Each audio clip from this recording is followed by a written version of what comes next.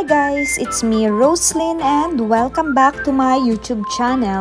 For today's video, I am with my friends and we are going to hike Mount Batulao located in Nasugbu, Batangas. Before the hike, nag-stop over muna kami sa isang convenience store to buy trail foods and coffee, but unfortunately, instant coffee lang yung available.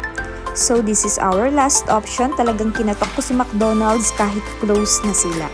Because I cannot function without coffee, and of course, nag-take out na rin kami ng foods namin nakakainin sa jump off. We started our journey at 2 a.m. and arrived at the Evercrest jump off at 4:30 in the morning, where Kuya Kenneth, our guide, is waiting for us. We started earlier as we wanted to reach the summit before the sunrise. But the weather didn't cooperate at that time, and we continued to hike despite the strong wind and rain that makes the trail extra challenging for us.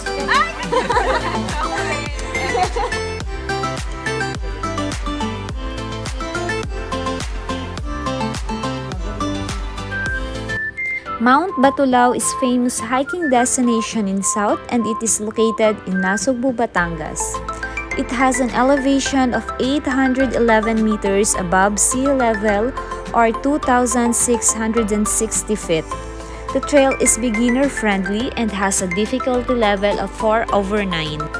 Mount Batulao has a 12 peak with a total of 12 kilometers that will take you around 5 to 6 hours to finish the climb depending on your pace.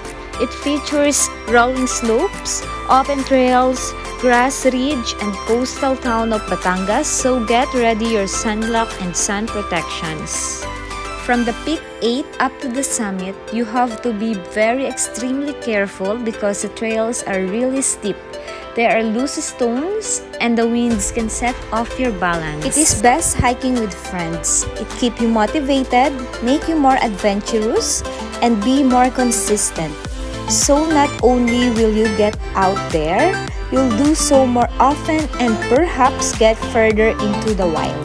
Mount Batulao is truly an appealing destination.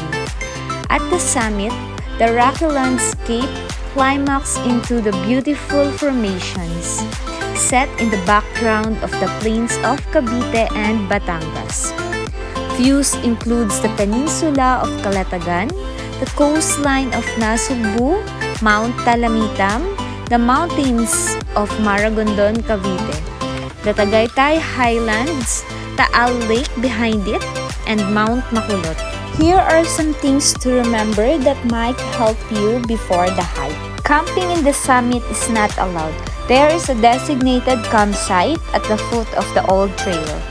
Signal and data reception is present all throughout the trail.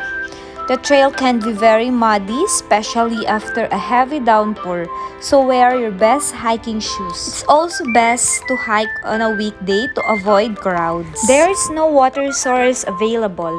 Bring enough to keep you hydrated, and of course, don't forget your trail foods such as jelly ace, fruits, nuts, egg, and sandwich. Apply your sunblock before the hike. Wear your cups, bring your jacket or scarf, and lastly, always keep your raincoat in your hiking bag.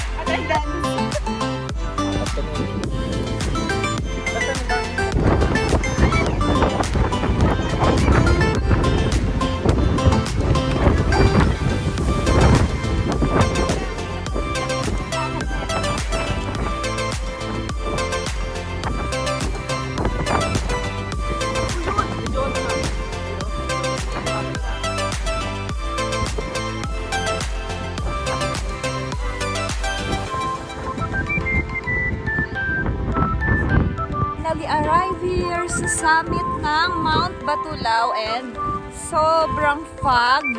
And inabot na rin kami ulit ng ulan. Ayan, so ulit kami ng kapote. As in, sobrang fog. Oh my God. Grabe. Buti na lang talaga nagbaon kami ng kapote. As in, both side. Both side is super. Wala kang makita, oh. Kasi puti-puti. Oh my God. Isang hangin.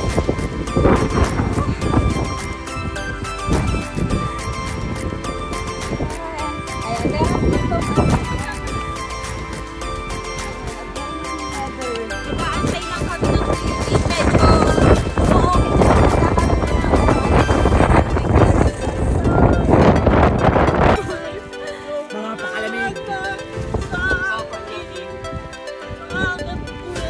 mabasang sis. Sama ng panahon sa amin, guys. Ulan araw. Pero sa pinagbigyan tayo. Nakapigil pa tayo sa ano. Bilan natin.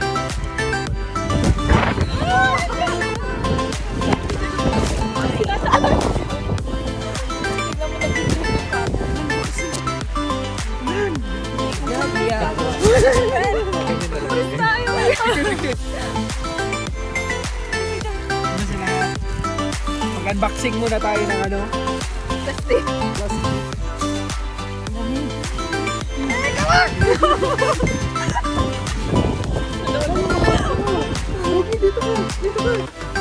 Ala, oo nga yung mga aso, no?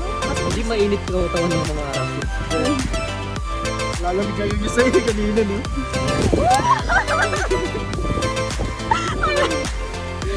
Ano, lamig girl? Ang lamig!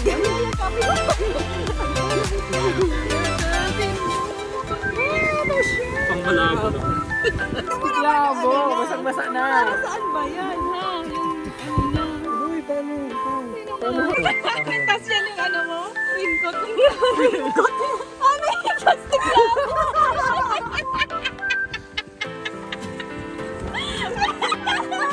Plastic labo. Wait ka lang.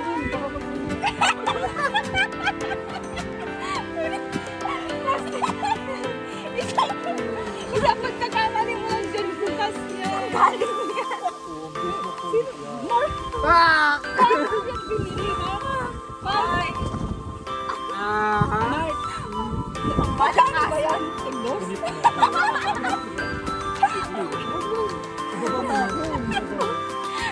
Nagsimot pa siyang tahigin ng sasalit.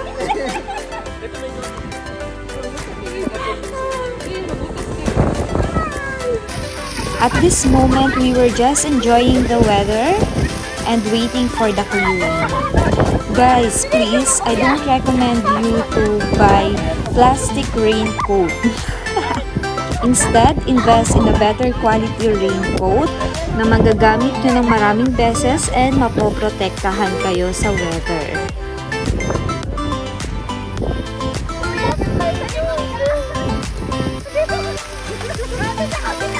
Sayang mo!